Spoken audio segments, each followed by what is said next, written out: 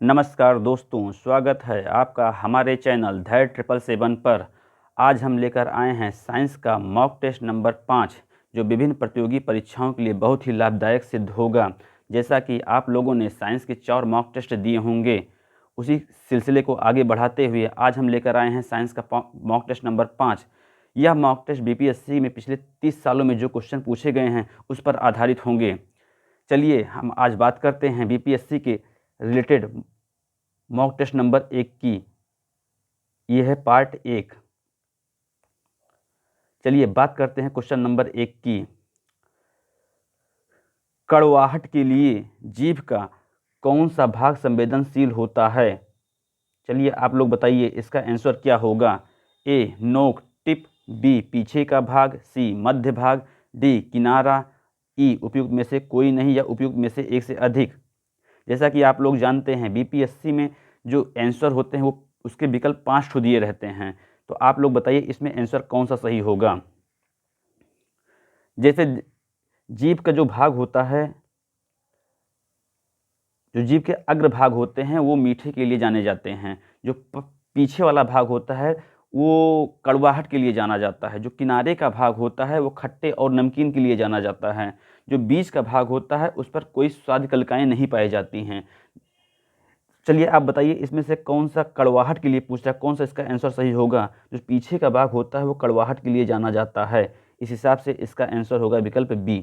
चलिए बात करते हैं नेक्स्ट क्वेश्चन की, क्वेश्चन नंबर 2 की। निम्न में से कौन सा एक सच्चा फल नहीं है? हाँ दोस्तों बताइए आप, इसमें से निम्न में से कौन सा एक सच्चा फल नहीं है? फॉल्स फ्रूट, इसको इंग्लिश में फॉल्स फ्रूट भी कहते हैं। ये भी बीपीएससी में पूछा गया था क्वेश्चन है। ए सेब, बी अंगूर, सी खजूर, डी आलू बुखारा, ई इनमें से कोई नहीं। चलिए आप लोग बताइए कि फॉल्स फ्रूट किसे कहते हैं। देखिए जब किसी फल का गठन अंडाशय के साथ साथ फूल के अन्य भागों से भी होता है तो उस फल को फॉल्स फ्रूट कहते हैं। जैसे सेब हो गया, शरीफा हो गया, ये आदि प्रमुख फॉल्स फ्रूट हैं। और ऐसे फल जो डायरेक्ट ओवरी पे डेवलप होते हैं, अंडाशय से विकसित होते हैं, ऐसे फल को हम लोग ट्रू फ्रूट्स कहते हैं। ऐसे फल को ट्रू फ्रूट्स कहते हैं। यहाँ पर पूछ रहा है फॉल्स फ्रूट के बारे में, सच्चा फल नहीं है। तो यहाँ पर इसका आंसर जो होगा वो होगा सेब। सेब और शरीफा जो होते हैं वो सच्चे फल नहीं होते हैं। चलिए बात करते हैं क्वेश्चन नंबर 3 की। यहाँ पर पूछ रहा है क्वेश्चन नंबर 3 में विटामिन जो रक्त के थक्के बनाने में प्रभावी है। A vitamin A, B vitamin B, C vitamin D, D vitamin K, E उपयुक्त में से कोई नहीं, उपयुक्त में से एक से अधिक। ये भी क्वेश्चन बीपीएससी में पूछा गया है। चलिए आप लोग बताइए ब्लड क्लॉटिंग के लिए कौन सा विटामिन आवश्यक है? ब्लड क्लॉटिंग के लिए, रक्त का थक्का जमाने के लिए कौन सा विटामिन आवश्यक है? जो ब्लड क्लॉटिंग के लिए सबसे आवश्यक विटामिन होता है वो होता है विटामिन के। तो यहाँ से इस हिसाब से इसका आंसर होगा विकल्प डी, विटामिन के। चलिए बात करते हैं नेक्स्ट क्वेश्चन की, क्वेश्चन नंबर 4 की। यहाँ पर पूछ रहा है महिला सेक्स हार्मोन है, फीमेल सेक्स हार्मोन की बात कर रहा है। Female sex hormone. A estrogen, B androgen, C insulin, D oxytocin, E उपयुक्त में से कोई नहीं, उपयुक्त में से एक से अधिक। चलिए आप लोग बताइए इसका आंसर क्या होगा। महिला सेक्स हार्मोन है, जो महिला सेक्स हार्मोन है वो होता है एस्ट्रोजन, प्रोजेस्टेरॉन। ये जो हार्मोन होते हैं ये महिला सेक्स हार्मोन होते हैं। एंड्रोजन होता है जो पुरुष हार्मोन होता है, इसको टेस्टोस्टेरॉन भी कहते हैं। इसका आंसर जो होगा वो होगा एस्ट्रोजन, विकल्प ए। इंसुलिन एक प्रोटीन होता है जैसा कि आप लोग जानते हैं। ऑक्सीटोसिन भी एक हार्मोन ही है। यहाँ पर लेकिन सेक्स हार्मोन की बात हो रही है तो इस हिसाब से इसका जो आंसर होगा वो होगा एस्ट्रोजन। चलिए बात करते हैं नेक्स्ट क्वेश्चन की। थायराइड ग्रंथ की खराबी किसकी कमी के कारण होती है? A vitamin A, B calcium, C iodine, D लोहा, ई उपयुक्त में से कोई नहीं, उपयुक्त में से एक से अधिक।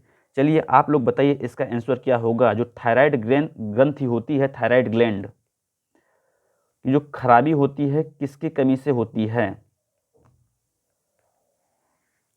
जो थायराइड ग्रंथि खराबी होती है वो आयोडीन की कमी से होती है। जैसे आयोडीन की कमी से घेंघा रोग हो जाता है, इसलिए डॉक्टर सलाह देते हैं कि आयोडीन युक्त नमक ही खाना चाहिए। खास करके लेडीज़ों में थायराइड हार्मोन की समस्या बहुत होती है, इस हिसाब से इसका जो आंसर होगा वो होगा आयोडीन। चलिए बात करते हैं नेक्स्ट क्वेश्चन की। ये भी बीपीएससी में क्वेश्चन पूछा गया है। प्रश्न नंबर 6, अदरक तना है जड़ नहीं क्योंकि ए यह खाद्य सामग्री को संग्रहित करता है, बी इसमें नोड और इंटरनोड होते हैं। देखिए यहाँ पर टाइपिंग में गलती हुई है, नोड नोट नहीं, नोड और इंटरनोड होते हैं। यह मिट्टी में क्षैतिज रूप से, क्षैतिज नहीं क्षैतिज, यहाँ भी टाइपिंग में गलती हुई है, क्षैतिज रूप से बढ़ता है। इसमें क्लोरोफिल की कमी है। ई उपयुक्त में से कोई नहीं, उपयुक्त में से एक से अधिक। जो अदरक है तना है जड़ नहीं क्योंकि इसमें नोड और इंटरनोड होते हैं, इस हिसाब से इसका आंसर होगा विकल्प बी। चलिए बात करते हैं नेक्स्ट क्वेश्चन की। लौंग एक मसाला है, यह पौधे के किस भाग से प्राप्त होता है? ए फल से, बी तना से, सी जड़ से, डी फूल की पत्ती से, फूल की कली से, ई उपयुक्त में से कोई नहीं या उपयुक्त में से एक से अधिक। चलिए आप लोग बताइए इसका आंसर क्या होगा। लौंग एक मसाला पौधा पौधों के किस भाग से प्राप्त होता है? यह प्राप्त होता है फूल की कली से। विकल्प डी इसका आंसर सही होगा। चलिए बात करते हैं नेक्स्ट क्वेश्चन की। मांसपेशियों में दर्द के उपचार में उपयोग किया जाने वाला विकिरण है? ए इंफ्रारेड, बी माइक्रोवेव, सी यूवी, डी एक्सरे, ई उपयुक्त में से कोई नहीं, उपयुक्त में से अधिक। चलिए सबसे पहले हम जानते हैं इंफ्रारेड के बारे में। इंफ्रारेड के बारे में, इंफ्रारेड क्या होता है? इंफ्रारेड वे तरंगे होती हैं जो शरीर के अंदर 3 से 9 इंच तक पहुंच सकती हैं। ऐसे में यह तरंगे शरीर के अंदरूनी भाग के इन्फेक्शन को भी बाहर की रोशनी से ठीक कर देती हैं। जो इंफ्रारेड तरंगे होती हैं वो बैक्टीरिया को मारकर इन्फेक्शन को भी दूर करते हैं और साथ ही कोशिकाओं को भी ठीक करती हैं। जैसा कि आप लोग जानते हो कि माइक्रोवेव क्या होता है? B microwave.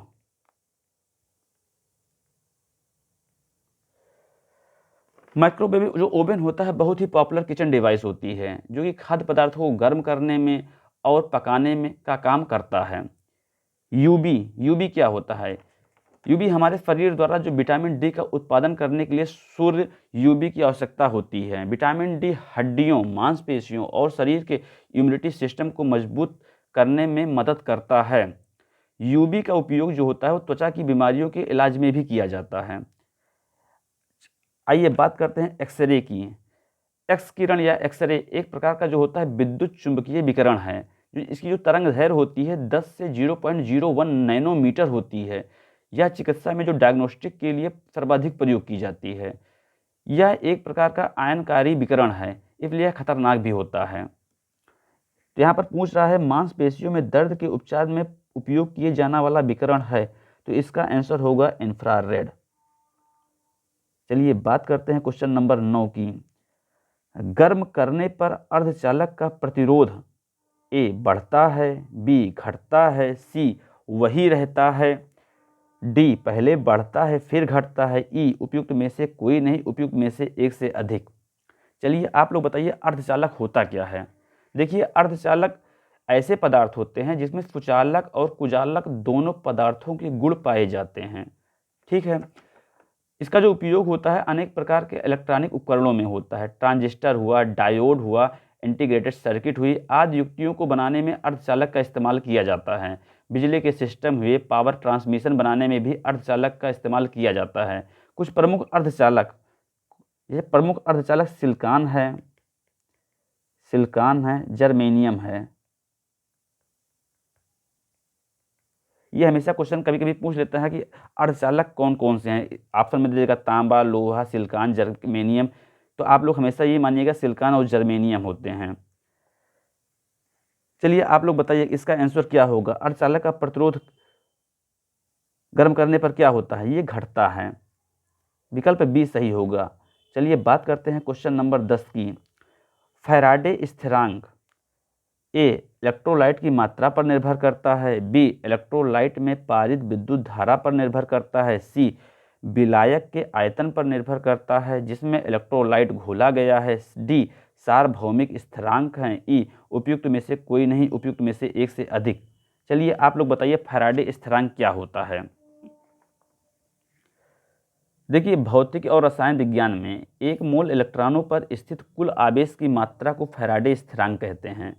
जो इसके मापन का मात्रक होता है कूलाम प्रति मोल होता है। इसके मापक का जो मात्रक होता है कूलाम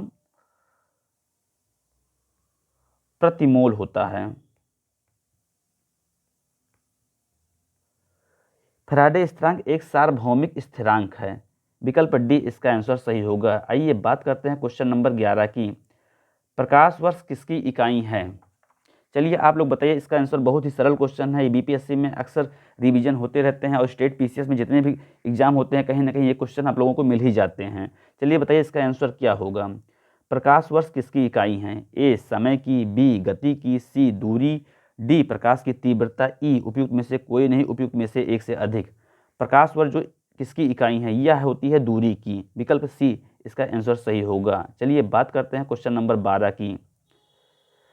जब प्रकाश एक माध्यम से दूसरे माध्यम में जाता है तो निम्न में से कौन सा नहीं बदलता है। ए वेग या गति, बी तरंग दैर्घ्य, सी आवृत्ति, डी अपवर्तनांक, ई उपयुक्त में से कोई नहीं या एक से अधिक। जब प्रकाश एक माध्यम से दूसरे माध्यम में जाता है तो निम्न में से क्या नहीं बदलता है, यहाँ पर पूछ रहा है। जो आवृत्ति होती है वो नहीं बदलती है, बाकी सब बदलते हैं। इस हिसाब से इसका आंसर होगा सी विकल्प आवृत्ति। चलिए बात करते हैं नेक्स्ट क्वेश्चन की। सबसे ज़्यादा श्यानता होती है। ए जल की, बी वायु की, सी खून की, डी शहद की, ई उपयुक्त में से कोई नहीं, उपयुक्त में से एक से अधिक। श्यानता बताइए होता क्या है। देखिए श्यानता तरल पदार्थों का वह गुण है जिसके कारण उन पर जो फोर्सेस लगते हैं उसका विरोध करता है, जो उसके स्वरूप को बदलना चाहते हैं। इस प्रकार हम श्यानता को किसी भी द्रव अथवा गैस के आंतरिक घर्षण के रूप में भी देख सकते हैं। तो यहाँ पर पूछा सबसे ज़्यादा श्यानता किसकी होती है। जो इसका आंसर होगा वो होगा शहद का। विकल्प डी। ये भी बीपीएससी में पूछा गया क्वेश्चन है, इसलिए आप लोग प्रत्येक क्वेश्चन को ध्यानपूर्वक देखिए और इसको सॉल्व करिए। चलिए बात करते हैं क्वेश्चन नंबर 14 की। दूध किसका घटिया स्रोत है। A calcium, B protein, C vitamin C, D carbohydrate, E उपयुक्त में से कोई नहीं या उपयुक्त में से एक से अधिक। यहाँ पर पूछ रहा है पुअरेस्ट सोर्स दूध का मतलब कौन सा है। दूध किसका घटिया स्रोत है। देखिए जो दूध होता है उसमें प्रोटीन पाए जाते हैं, कैल्शियम पाए जाते हैं, राइबोफ्लेविन पाए जाते हैं, फास्फोरस पाए जाते हैं, विटामिन ए पाया जाता है, डी पाया जाता है, के पाया जाता है, ई पाया जाता है और कई खनिज और वफा तथा ऊर्जा भी होती हैं, लेकिन इसमें विटामिन सी नहीं पाया जाता है। तो दूध किसका घटिया स्रोत है, विटामिन सी का। चलिए बात करते हैं नेक्स्ट क्वेश्चन की। Question number 15। पुलिस द्वारा नशे में गाड़ी चलाने वाले की सांस की जांच के लिए फिल्टर पेपर पर क्या होता है। ए पोटेशियम डाइक्रोमेट सल्फ्यूरिक अम्ल, पोटेशियम परमैंगनेट सल्फ्यूरिक अम्ल, सिल्वर नाइट्रेट लेपित सिलिका जल, डी हल्दी, ई उपयुक्त में से कोई नहीं, उपयुक्त में से एक से अधिक। चलिए आप लोग बताइए इसका आंसर क्या होगा। यह भी बीपीएससी में पूछा गया क्वेश्चन है। चलिए आप लोग बताइए इसका आंसर क्या होगा। जो पुलिस जांच करती है उसका जो पेपर होता है उस पर पोटेशियम डाइक्रोमेट होता है, सल्फ्यूरिक अम्ल होता है। इसका आंसर ए विकल्प सही होगा। चलिए बात करते हैं नेक्स्ट क्वेश्चन की। ग्लूकोज को एथिल अल्कोहल में किस एंजाइम द्वारा बदल दिया जाता है। ए माल्टोज, बी इन्वर्टेज, सी जाइमेज, डी डायस्टेज, ई उपयुक्त में से कोई नहीं, उपयुक्त में से एक से अधिक। चलिए आप लोग बताइए इसका आंसर क्या होगा। देखिए इसका आंसर जो होगा ग्लूकोज को एथिल अल्कोहल में, एक मिनट, ग्लूकोज को एथिल अल्कोहल में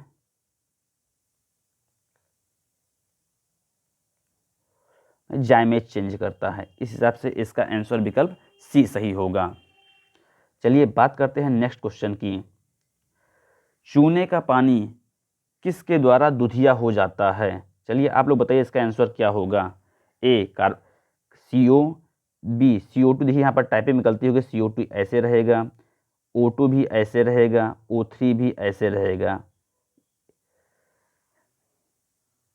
ए CO, बी CO2, सी O2, डी O3, ई उपयुक्त में से कोई नहीं या उपयुक्त में से एक से अधिक। जो चूने का पानी के किसके द्वारा दुधिया हो जाता है, ये होता है कार्बन डाइऑक्साइड CO2 के द्वारा। विकल्प बी सही होगा। चलिए बात करते हैं नेक्स्ट क्वेश्चन की। क्वेश्चन नंबर 18, पेट्रोल तथा डीजल के अधूरे जलने से उत्पन्न होती है। A nitric oxide, B nitrogen dioxide, C carbon dioxide, D carbon monoxide, E उपयुक्त में से कोई नहीं या उपयुक्त में से एक से अधिक। चलिए आप लोग बताइए इसका आंसर क्या होगा। पेट्रोल तथा डीजल के अधूरे जलने से उत्पन्न होती है, ये भी बीपीएससी का मोस्ट फेवरेट क्वेश्चन है। ये हर दूसरे तीसरे साल पूछ लिया जाता है, इसलिए आप लोग इस क्वेश्चन को बहुत अच्छे से अटेम्प्ट कीजिएगा। चलिए बताइए इसका आंसर क्या होगा। जो अधूरे जलने से प्राप्त होता है वो प्राप्त होता है कार्बन मोनोऑक्साइड। विकल्प डी इसका आंसर सही होगा। चलिए बात करते हैं नेक्स्ट क्वेश्चन की।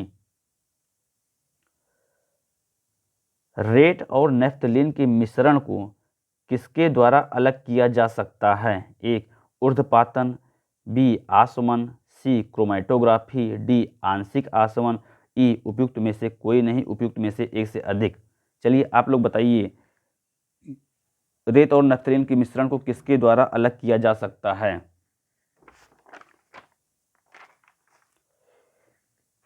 ए ऊर्ध्वपातन, बी आसमन, सी क्रोमेटोग्राफी, डी आंशिक आसमन, ई उपयुक्त में से कोई नहीं या उपयुक्त में से एक से अधिक। सबसे पहले तो जानिए आप ऊर्ध्वपातन होता क्या है। ऊर्ध्वपातन जो होता है एक ऐसी भौतिक रासायनिक प्रक्रिया है जिसमें कोई पदार्थ अपनी ठोस अवस्था से सीधे गैस में परिवर्तित हो जाती है। सॉलिड से सीधे गैस में परिवर्तित हो जाती है, सॉलिड से गैस में परिवर्तित हो जाती है, उसे ऊर्ध्वपातन कहते हैं। इसका जो आंसर होगा वो होगा ऊर्ध्वपातन। आज हम लेकर आए थे साइंस का 5वां मॉक टेस्ट और बीपीएससी पार्ट 1। हम बीपीएससी के पिछले 30 सालों में 40 सालों में जितने क्वेश्चन आए हैं साइंस से रिलेटेड, मैं उसको सब सॉल्व कराऊंगा। आप लोग कृपया पार्ट 2 जरूर देखिएगा। अगर आप लोगों को साइंस का ये मॉक टेस्ट अच्छा लग रहा हो तो प्लीज़ इसे शेयर, सब्सक्राइब, लाइक ज़रूर करिए। Thank you so much.